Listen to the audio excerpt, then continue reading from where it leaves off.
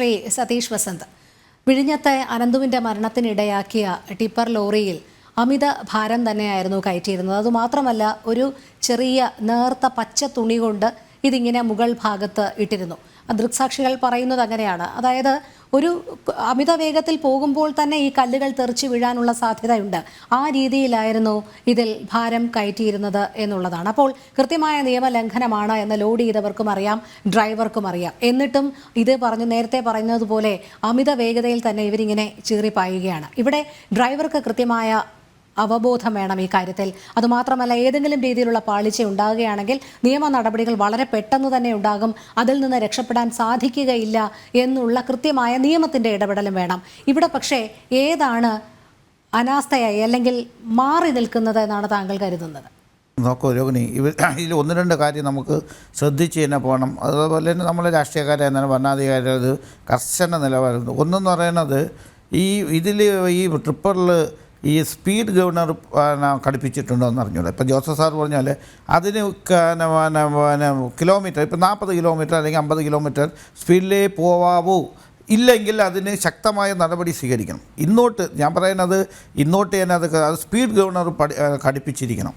ആ speed governor ഘടിപ്പിക്കാത്ത എല്ലാ tripper ലോറികളെയും കർശനമായ നടപടി എടുക്കണം. എനിക്ക് തോന്നുന്നു അതിൽ അങ്ങനെയൊന്നും ഘടിപ്പിച്ചിട്ടില്ല. എന്ന് വെച്ചാൽ കാര്യം എന്ന് വെച്ചാൽ ഈ സ്പീഡ് എടുത്താലേ ഇത്രയും ലോഡ് കൊണ്ട് പോകാൻ പറ്റുള്ളൂ. അപ്പം ഇവർക്ക് സ്പീഡ് ഗവർണർ അതിലില്ല എന്നാണ് ഒരു തരം.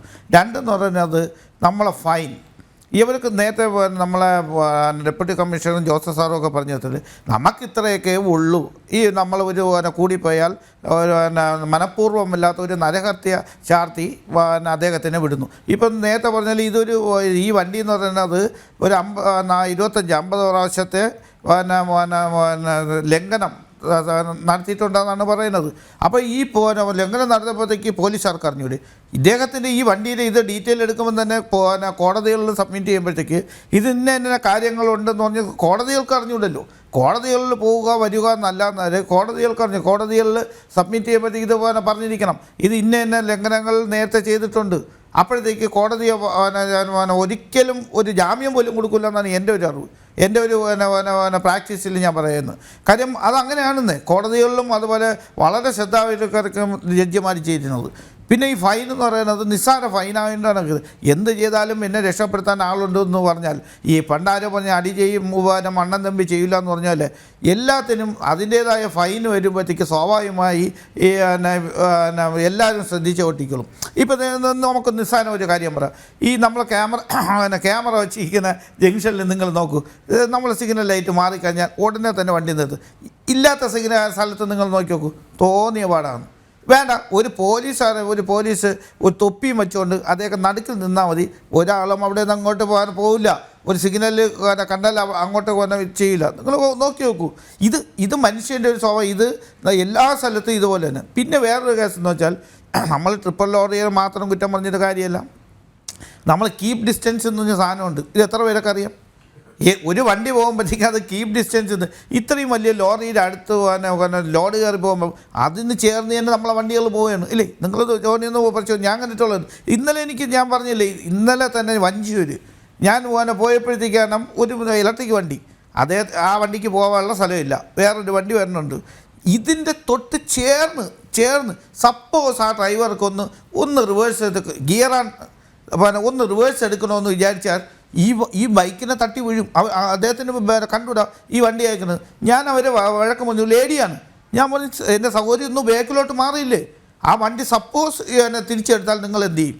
നമുക്ക് അപകടം പറ്റി കഴിഞ്ഞിട്ട് എന്തെങ്കിലും പറഞ്ഞിട്ട്. അപ്പം ഇത് എല്ലാവർക്കും ധൃതിയാണ്. ഇത് ആർക്കും സമയമില്ല. അപ്പോൾ ഇത് എൻ്റെ ഒരു കാഴ്ചപ്പാടിൽ ജോഗിനി ഞാൻ പറയുന്നത്, ഈ നമ്മൾ കരിക്കുലം നമ്മളെ ഈ സ്കൂളിൽ പോട്ടെ തന്നെ പണ്ട് നമ്മൾ LIC എന്നാൽ ജോസഫ് സാറൊക്കെ പഠിച്ചിട്ട് ഞാനൊക്കെ പഠിച്ചപ്പോഴത്തേക്കും LIC എന്നാൽ എന്ത് സ്കൂളിൽ നമ്മൾ പഠിപ്പിക്കുന്നതാണ്. ജോഗിനി പഠിച്ചിട്ടുണ്ടെന്നല്ല.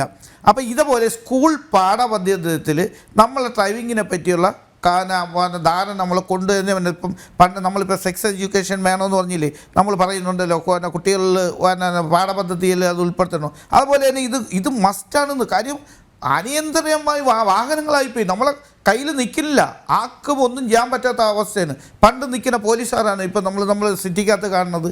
നമ്മൾ വല്ല സ്ഥലത്തും ഒരു ട്രാഫിക് പോലീസ് ഇന്ന് എത്ര പോലീസ് ട്രാഫിക് ആയിരുന്നാലും തന്നെ പോലീസ് ആയിരുന്നാലും തന്നെ റോഡുകളിൽ കംപ്ലീറ്റ് നിൽക്കുകയാണ്. അപ്പോൾ ഇത് കർക്കശമായ നിയമം കൊണ്ട് വേണം. ഞാൻ പറഞ്ഞ അത് കർക്കശമായ നിയമം വന്നപ്പോഴത്തേക്കല്ലേ ഡ്രൈവിംഗ് ടെസ്റ്റിന് കർക്കശമായി എടുക്കണമെന്ന് പറഞ്ഞപ്പോഴത്തേക്ക് ഒരു മന്ത്രിക്കെതിരെ എന്തെല്ലാം വന്നു നിങ്ങൾക്കറിയാലോ. ഗണേശന് വന്നത് അദ്ദേഹത്തിനെതിരായിട്ട് എന്തെല്ലാം വന്നു. ഡ്രൈവിംഗ് സ്കൂളുകൾ ഇതൊന്നും പാടില്ല.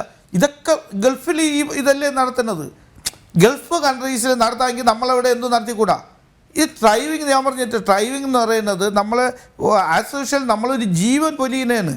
നമ്മളെ ജീവൻ മാത്രമല്ല വേറൊരിടത്ത് ചുമ്മാ പോകുന്ന പാവപ്പെട്ടവൻ്റെ ജീവനും കൂടെ. അപ്പം കർക്കശമായ നിലപാട് എടുത്തുകൊണ്ടിരിക്കണം ഡ്രൈവിംഗ് ടെസ്റ്റുകൾ നടത്തുന്നത്. ഞാൻ പറയുന്നത് ഇത് പാഠപദ്ധതിയിൽ ഉൾപ്പെടുത്തണം. ഈ നമ്മളെ നിയമത്തിൻ്റെ ഇതിൽ കർക്കശമായ ഇത് തന്നെ പോകണം. ആ കർക്കശം വന്നാൽ മാത്രമേ ഇതിനൊരു ശാശ്വത പരിഹാരമുള്ളൂ എന്നാണ് എൻ്റെ ഒരു അഭിപ്രായം. അതെ, തീർച്ചയായും.